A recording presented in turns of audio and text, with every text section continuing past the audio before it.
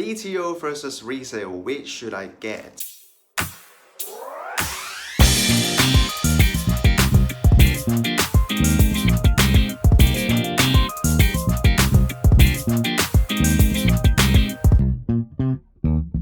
Hello everyone, this is Morgan and I hope you are doing well wherever you are. It's the circuit breaker period in Singapore now, and like most of you out there, I've been doing readings online and research to equip myself better at home. I've come across an article which I thought it might be useful to many of you watching this. So today I'm going to share with you 5 key things you should consider on which you get, BTO or resale. So here are 5 factors you want to include in your checklist. Number 1, waiting time. Okay, congratulations to you, my friend. You just proposed to your girl, she said yes. You put that shiny bling bling ring on her finger, tears flowing down her cheeks, friends and entourage clap and cheered. And after that juicy kiss, what's next? And maybe your upcoming new family member together are searching for your home ASAP. Then you will probably go for the resale, which allows you to move in as soon as possible. But do bear in mind, from finding the dream flat to collecting your keys to completing your renovation, depending on the flat's condition, might stretch to as long as 6 to 9 months. But if both of you prefer the traditional step-by-step approach and you don't see the need to move in immediately, you might want to take a look at BTO, which you will probably have to wait for 3 years or more. And what about the transition period? What if you got married and your flat isn't ready yet? Well, you heard your friends' stories. Some stay with the in-laws, a fraction of them turn out to be harmonious, while some turns out to be harmful. Some fork out cash renting a place until their flat is ready, and so there's extra costs for the couple to deal with. Or actually, you can consider applying under Parenthood Provisional Housing Scheme, which will allow you to rent a flat below market rate. And if you can find a good one at a good price, and then good for you, you are definitely avoiding those potential in-law conflicts and enjoy peace of mind. Number 2, price. Yes, to you young couples out there, handsome and pretty, fresh grad, and probably just collected your first few paychecks, chances are your main concern today would be money, budget, and costs. When it comes to price, many young couples will opt for BTO because it is much more affordable. And with our government subsidy, the enhanced housing grants, financing one of this is not supposed to be challenging. Then what about getting a resale HDB? We all know that HDB resale prices are unsubsidized and usually more expensive than BTOs. Do I get any help with going ahead with a pricier choice? Now, here's the good news, people. First-time applicants going for resale are entitled to a significant one-off HDB grants called the Family Grants with effect from September 2019.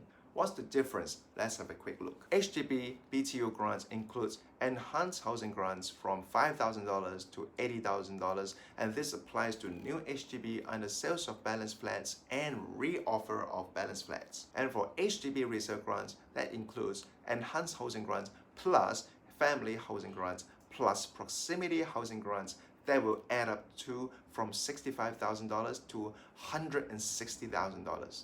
So now, buying an HDB resale flat might be a good option for those who don't want to wait for donkey years before you collect your keys, and for those of you who want the complete control over the feng shui of your flat. Instant gratification is guaranteed. So now that you can stack your family grant together with the new enhanced housing grant mentioned earlier, HDB resale flats are starting to look a whole lot more attractive. Number 3, renovation costs. Yes, you have seen online watch videos on those resale units that you thought they are high-end expensive condos or some 5-star hotels overseas. One of the upsides about buying a resale would be you can get to choose tastefully renovated units, especially with kitchen and bathroom done up nicely and beautifully. There's no need to take out money out of your pocket to renovate your house, unless the one you choose is kind of rundown, out of shape, or the previous design just doesn't match your aesthetic preference. Some resale might even include furniture and essential appliances like washer, dryer, air conditioners, lightings, etc., which will save you from burning a hole in your pocket. However, BTOs are like a blank canvas, and you will have to come up with cold hard cash to buy your own furniture and even pay tens of thousands of dollars on renovation if you would like to transform your dream house to the way you like it. Number 4, space. I'll say different strokes for different folks. While some would enjoy the luxury of generous space in the house, others would prefer it to be smaller and keep it easy to maintain. Everyone knows that older HDB flats are more generous in space compared to BTO, but do you really have to pay more for the extra space? A 4-room resale flat would be about 100 over square meters and a BTO would be around 90 square meters. And yes, the total expenses of a BTO would be cheaper, but the price per square meter will not have that a big difference as you think. Number 5.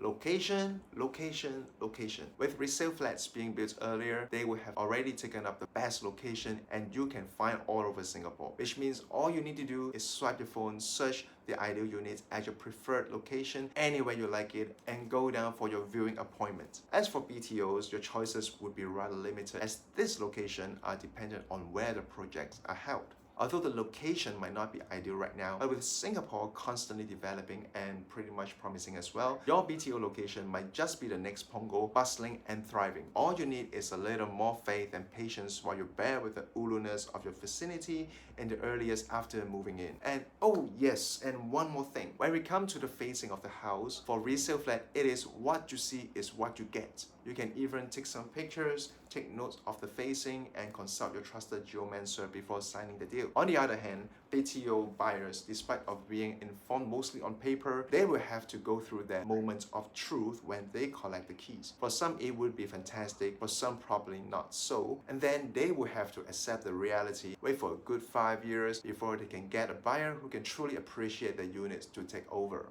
Now, conclusion. Seems like both come with their own sets of pros and cons. And now what you can do is assess your current financial status. How's your income like now? What are the commitments you have right now? What is the price range you can comfortably afford? Discuss with your other half your financial planning, any plans to upgrade to better housing years later.